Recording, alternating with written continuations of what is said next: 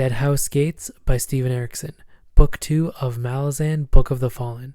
This book takes place directly after the events of Gardens of the Moon, but on an entirely different continent, and it follows the struggles of a nation engulfed in rebellion.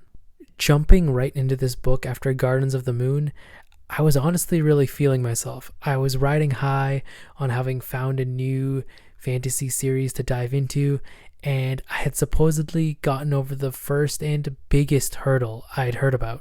I waltzed into reading Deadhouse Gates like it was nothing, and Deadhouse Gates did not give a shit about my confidence. It absolutely laid me flat. I'd heard that the books in this series didn't necessarily follow each other that closely, but I was still surprised at how much. This is far away from Jenna Bacchus, and all the other names that I'd learned in the last book were just mentioned in passing here. With an almost entirely new cast of characters and histories to learn, I was taken aback, and I'm not ashamed to admit that I was lost for the first little part of the book. I was honestly starting to get a little frustrated with it, but I ended up taking a step back and going back to how I approached the first book. I let Erikson cook, and I sort of stood back and watched. I let all this new information wash over me, which wasn't hard at all. This book flies by at a much quicker pace than Gardens. While Gardens felt very contained, Deadhouse Gates is the exact opposite. Characters are separated by vast distances across an entire continent, and it takes a great deal of effort to go anywhere. Some of the characters in this book don't even hear about each other, let alone meet. While all the characters in Gardens had a hand to play in the major conflict of the story, the ones in Deadhouse Gates are contained to their own conflicts and struggles. But in what I'm slowly realizing is typical Erikson fashion, that does not mean that it doesn't have lasting and long-reaching effects in the whole world. The characters in this are good, but not quite to the level of Gardens. While there are still some fantastic new additions like Coltane, Duker, Icarium, and Hapo, I did find myself groaning when coming to a few character chapters. Now, this may be controversial, but I just did not vibe with the Malazan chapters. The premise of her arc started off so promising, and it ended off in a very intriguing spot, but I can't say I was very invested in the large middle portion. A teenage girl who doesn't really care about the world and takes a passive approach to everything isn't really the chapters I want to read.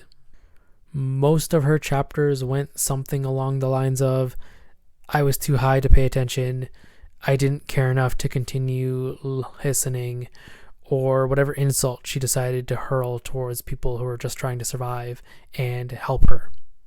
Now, I'm all for damaged characters, and in no way, shape, or form am I conflating a character you're supposed to dislike as being a bad character. I was honestly just bored. The whole Malazan and Heberic journey was not very high on my interest level. Not very high on my interest level is about as low as it gets, because the other three storylines hooked me from the jump.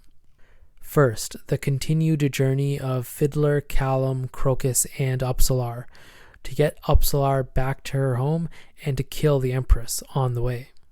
I think this was a great way for Erikson to really expand on the Bridge Burners and show just how much of a team they really are.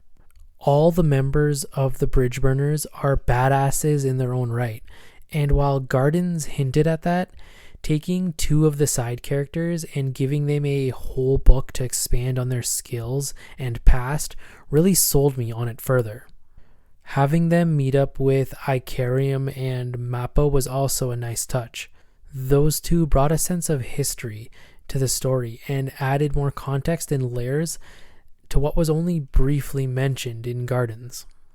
You get a sense of the ancient races and the conflicts that were talked about in the last book, and it really adds to the rereadability of the series. I know, I'm only 2 books in and I'm talking about the rereadability.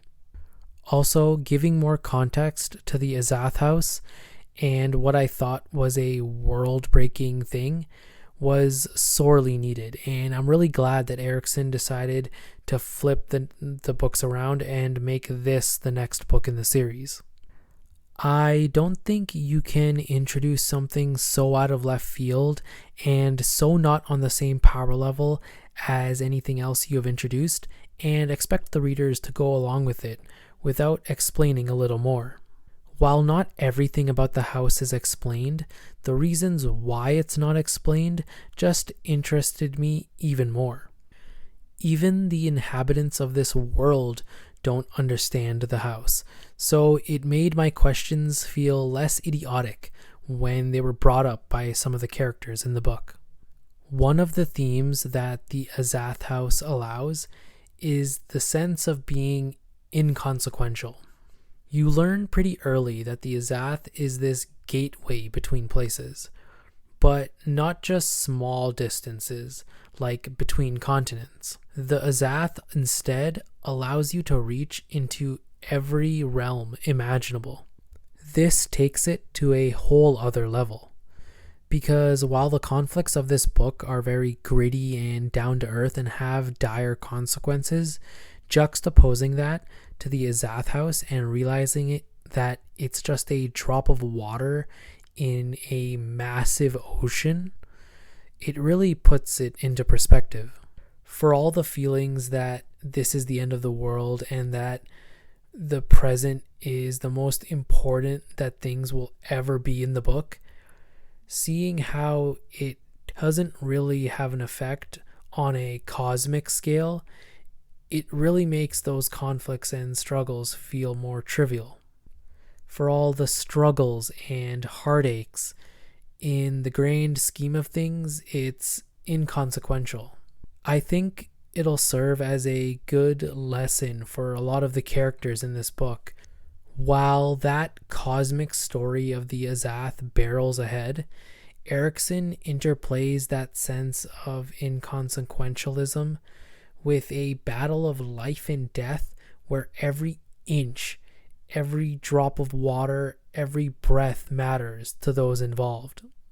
Duker's account of Coltane's journey is one of the most harrowing and epic military escapades I have ever read.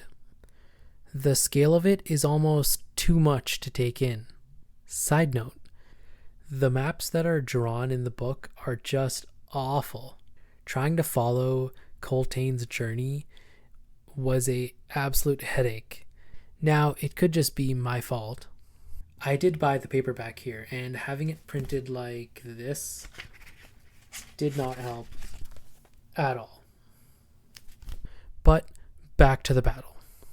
This conflict, this tooth and nail crawl to get to safety, is absolutely brutal. Not unlike a film director finding a new place to set the camera, Erikson takes the readers into areas and places of a battle that you would normally never be in. By seeing through the eyes of a historian who sees and hears all, you get the entire sense of just how great of a tragedy this all is. The loss of life and struggle of this party of people is unlike anything I've ever read. While the military maneuvering and the tactics caused me to get a little disoriented with the positioning of all the groups, it never failed to move me. You are there right in the thick of it, and Erikson doesn't let you escape. Seeing this side of rebellion is a chilling reminder of just how awful it can be at times. While the citizens of 7 cities had every right to rebel against the Empire, seeing the bloodshed and atrocities committed in the name of freedom made me queasy as a reader. There is always a price to freedom, and As is human nature, there's always a way to capitalize and let greed and ego cloud judgment. Also, what I noticed was a running theme in Gardens is brought up and enhanced in this book. The fact that wars and conflicts and empires are won and lost by the distant, no-name person. History loves to idolize the greats, but for all their glamour, there's still only one person. Just like how Perrin was shocked by the mundane nature of soldiers when first entering that bar, in this book you see massive powers overthrown by no-name characters who are just trying to survive in this world. For all the plans that a person can make, they have no idea what's actually being said and done on the ground level. Erikson never fails to show us the ground level struggles. In conclusion, I again loved reading about the Malazan Empire, and I'm super excited to get into the third book, Memories of Ice. I hope to have videos out a little faster than last time.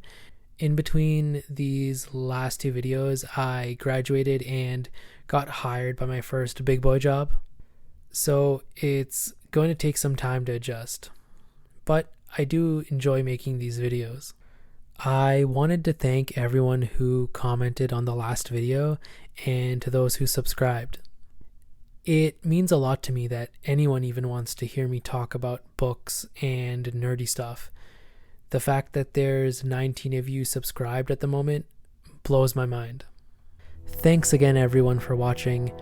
Subscribe if you want to continue with me on this journey into the Malazan Book of the Fallen, and comment down below any book recommendations you guys may have. Until next time, and as always, stay reading. Peace.